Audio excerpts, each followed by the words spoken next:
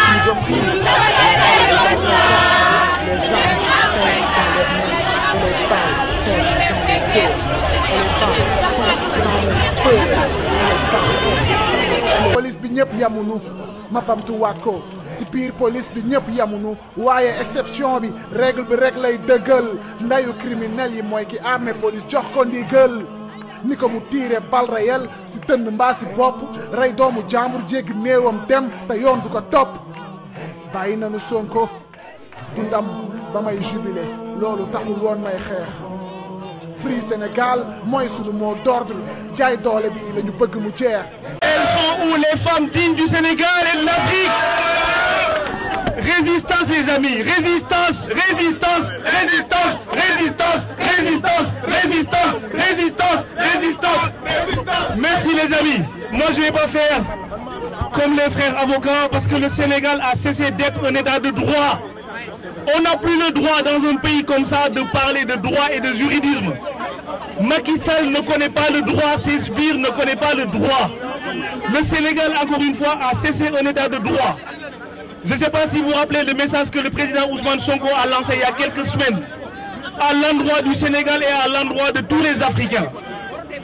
Quand la démocratie est menacée, la seule chose qui va ici dire gatsa gatsa, qui veut dire en sénégalais œil pour œil, dent pour dent.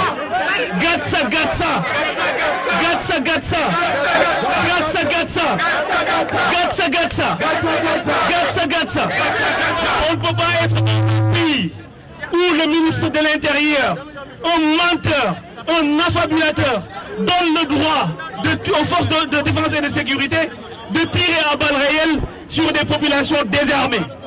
On ne peut pas être dans un pays de droit où ce même ministre de l'Intérieur prend la peine de prendre l'opposant le plus populaire, le plus coriace, le plus à même de gagner les élections, de pouvoir le foutre dans un fourgon blindé en complicité avec la justice et séquestrer le président Ousmane Sonko sans qu'il y ait une seule décision de justice. Un pays comme ça, les gars, on ne peut plus se permettre de parler de droit. Le droit n'existe plus au Sénégal. Encore une fois, la seule chose qui vaille, ce sera du gatsa gatsa. Ce sera du gatsa gatsa. Gatsa gatsa. Hier, il a envoyé son porte-parole, Abdoulaye Karim Fofana, pour ne pas le citer. Cet imbécile s'est permis de dire que ce qui se passe au Sénégal depuis 48 heures, c'est un épiphénomène. Aujourd'hui, les gars, non, on va faire simple. On va faire simple. On ne peut pas se permettre de tirer à balles réelles sur nos frères et sœurs au Sénégal et qu'ils viennent pavaner ici à Paris dans les salons de thé. Tout ça, c'est fini. C'est un message que la diaspora ne rance. On va faire du gatsa gatsa. Un seul ministre, député, ambassade, toutes les représentations diplomatiques aujourd'hui vont être siégées à partir de maintenant jusqu'à ce que la démocratie que nous avons arrachée de notre haute lutte puisse revenir au Sénégal.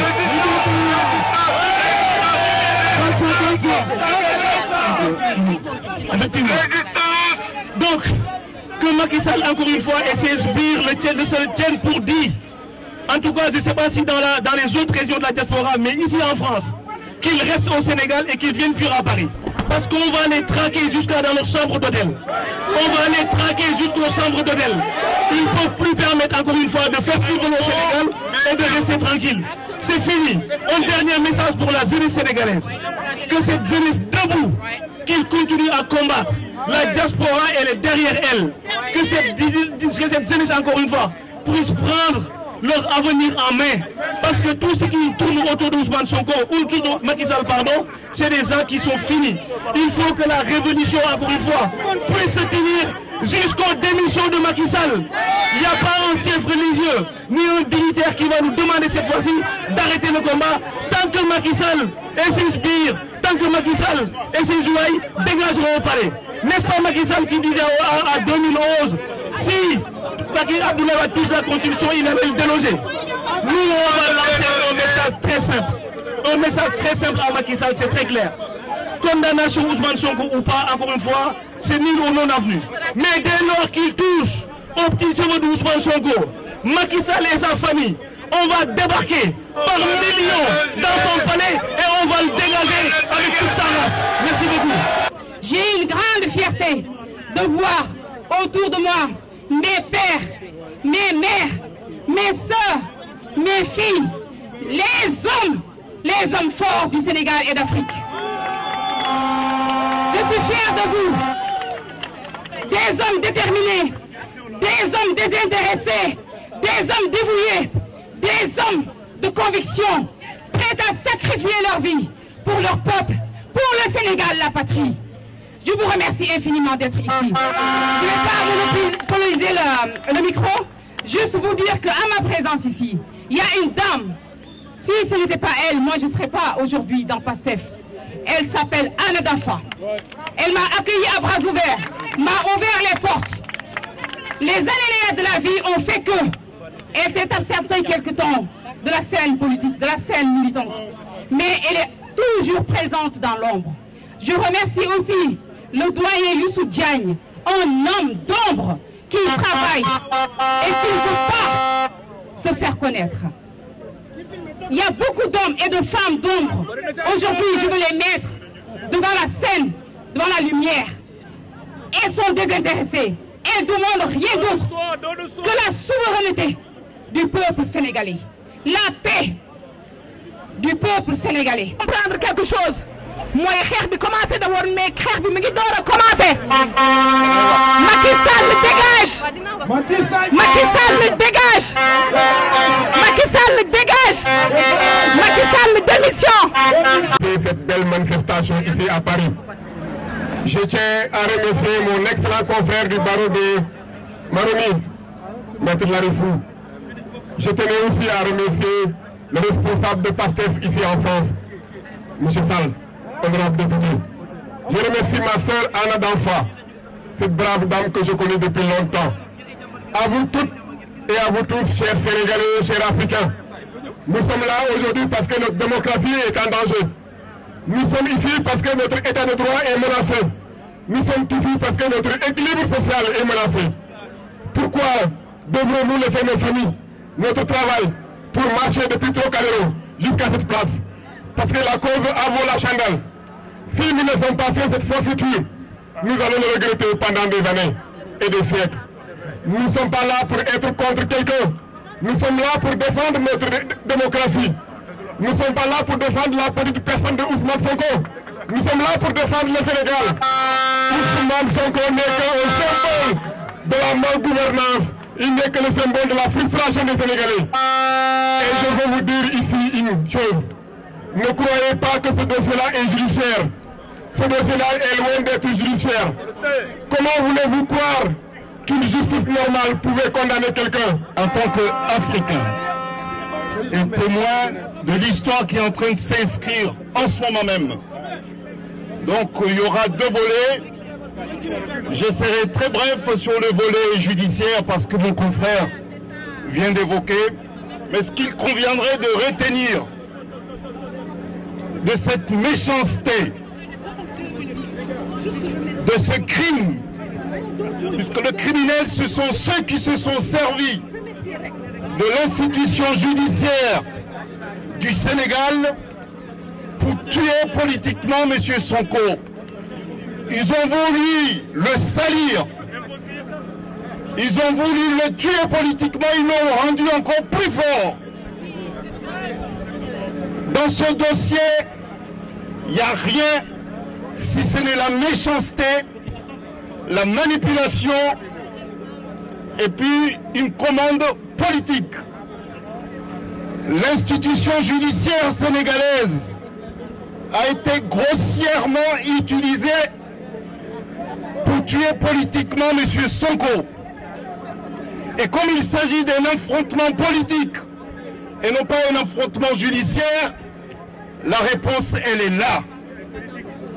La réponse, elle est politique et l'affrontement, il est politique. Ceux qui ont voulu utiliser l'institution judiciaire sénégalaise, il faut qu'ils le sachent. C'est un mépris à l'endroit des magistrats sénégalais. C'est un mépris à l'endroit du peuple souverain sénégalais. C'est un mépris à l'endroit du peuple digne du Sénégal. Ils ne sont pas à la hauteur de l'héritage démocratique que nous héritons de nos pères, des pères de nos indépendances. Et c'est pour cette raison qu'il faut les affronter. Il ne faut pas leur raconter le moindre espace. Il faut aller devant, les déloger.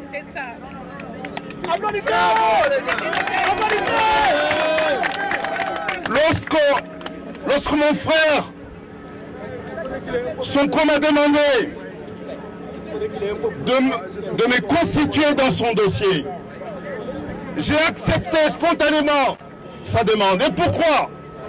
Tout simplement parce que je suis convaincu, et je ne suis pas le seul, qu'il ne s'agit pas d'un combat sénégalais.